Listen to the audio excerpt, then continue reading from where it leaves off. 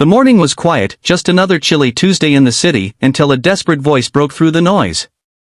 "Please." "I can't walk," whispered a trembling woman, lying helplessly on the sidewalk beside her fallen wheelchair. Most people walked by, eyes fixed on their phones, pretending not to see. But one man stopped, a single dad with tired eyes, grease-stained hands, and a heart far bigger than his wallet. He didn't know it yet, but helping that stranger would change both their lives forever. Hey everyone, welcome back to your channel name, where we share real, powerful stories about the kindness that still exists in our world. If you believe compassion can change lives, make sure to subscribe, like this video, and share your thoughts in the comments below. Your support helps us spread hope to more hearts around the world. Now, let's dive into today's story. Ethan was a single dad trying his best. At 35, his days started before dawn and ended long after dark. He worked 2 jobs, one at a repair shop, another delivering groceries, to keep a roof over his 6-year-old daughter's head. Life hadn't been kind lately. His wife, Melissa, had passed away 3 years ago from cancer, leaving him to raise little Emma alone. Some nights, Ethan would sit by the kitchen table, staring at unpaid bills and whispering promises to his daughter that everything would be okay, even when he wasn't sure how. That Tuesday morning, Ethan was late for his shift. His truck had broken down again, and every minute he lost meant less pay for rent. He jogged through the busy downtown streets, clutching his toolbox and muttering prayers under his breath. That's when he heard it, a faint cry, almost lost beneath the roar of traffic. "Please, help me. I can't walk." He turned around and saw her, a woman sprawled on the cold concrete near a toppled wheelchair. Papers and a designer handbag were scattered beside her. Her face was pale, and pain etched every line of it. Without hesitation, Ethan dropped his toolbox and rushed to her side. "Ma'am, are you okay?" he asked, gently kneeling beside her. Her voice trembled. "My chair slipped on the curb. My legs, they're paralyzed. I can't move." Ethan's heart tightened. People were staring from a distance, some whispering, but no one stepped forward. He looked at the busy street, cars rushing, strangers pretending not to notice, and felt a spark of anger. "Don't worry," he said softly. "I've got you." He lifted the woman carefully, setting her back into the wheelchair and picking up her belongings. The woman's eyes glistened with tears. "Thank you," she whispered. "Most people just walk past." Ethan smiled kindly. No one should be left lying on the ground. She introduced herself as Lydia, and though she tried to hide it, Ethan noticed her hands trembling, not from fear, but exhaustion. He offered to push her to the nearby cafe so she could rest.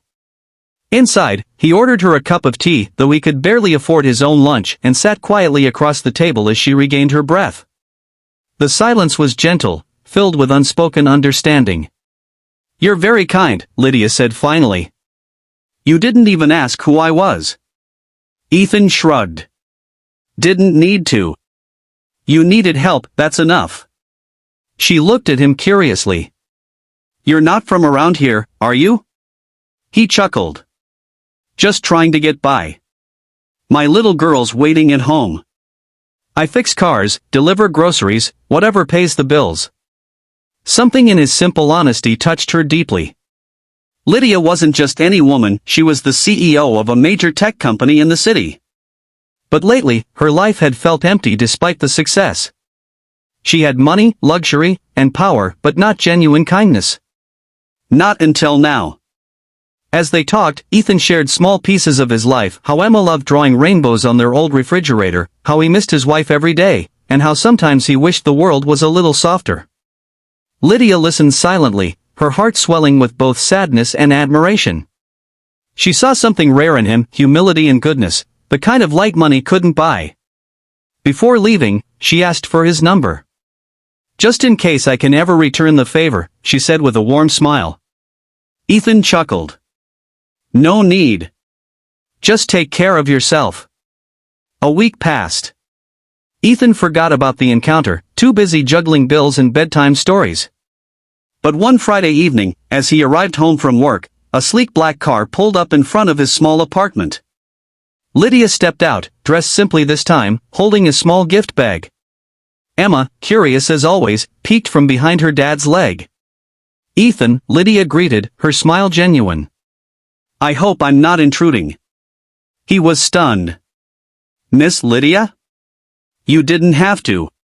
She handed him the bag. Inside was a brand new laptop and a handwritten note, "For Emma, so she can dream big." Ethan's voice cracked. "You didn't have to do this." Lydia looked around the modest apartment behind him, the peeling paint, the small couch, the warmth of family despite the struggle. "You helped me when you didn't have to. I wanted to do something kind in return." That evening, Lydia stayed for dinner. She laughed as Emma showed her crayon drawings and proudly announced she wanted to be an artist. For the first time in months, Ethan saw real joy in his home again. After that night, Lydia began visiting often. She'd join Ethan and Emma for simple dinners, or they'd meet at the park on weekends. Despite their differences, one from luxury, one from hardship, they found something genuine in each other, understanding. One Sunday, as they watched Emma chase butterflies near the pond, Lydia confessed softly, "Before I met you, I'd forgotten what kindness felt like. Everyone around me only wanted something, from my company, my name, my money. But you gave without expecting anything back." Ethan smiled. "You reminded me that kindness still matters." As weeks turned into months, their bond grew stronger. Lydia sponsored a small scholarship fund in Emma's name and secretly arranged for Ethan's repair shop to get new contracts. When he discovered it was her doing, he protested, but she simply said, "Kindness deserves a ripple." Then one day, Lydia called him in tears. "Ethan, they're trying to remove me from my position at the company. They say I'm too soft, that I care too much." He met her eyes with calm determination. "Then prove them wrong with kindness. Show them that caring isn't weakness." Inspired by his words, Lydia faced her board the next morning. Instead of fighting with anger, she spoke about leadership with compassion, how a company's strength came from its humanity. Her speech went viral online. She kept her position, but more importantly, she changed her company's entire culture. Months later, she launched a new foundation helping people with disabilities find accessible jobs. She named it the Emma Project, after the little girl who had reminded her what hope looked like. A year after that fateful morning, Ethan, Lydia, and Emma stood together at the opening of the foundation's new center. Reporters snapped photos, but Ethan didn't care about fame. He just smiled, watching Lydia beam with pride as Emma cut the ribbon with tiny, excited hands. When the ceremony ended, Lydia turned to him and whispered, "You changed everything that day." Ethan shook his head. "No, Lydia. You did. You just needed someone to remind you what kindness can do." Tears welled in her eyes as she smiled, a smile no longer burdened by loneliness or pride, but filled with gratitude.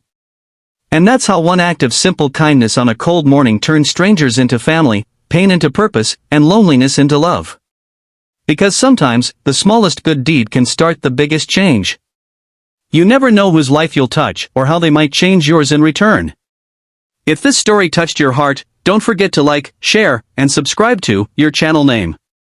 Tell us in the comments, when was the last time someone showed you kindness? Or when did you help someone without expecting anything back? Remember, kindness costs nothing, but it can change everything. Until next time, keep your heart open, and keep spreading kindness.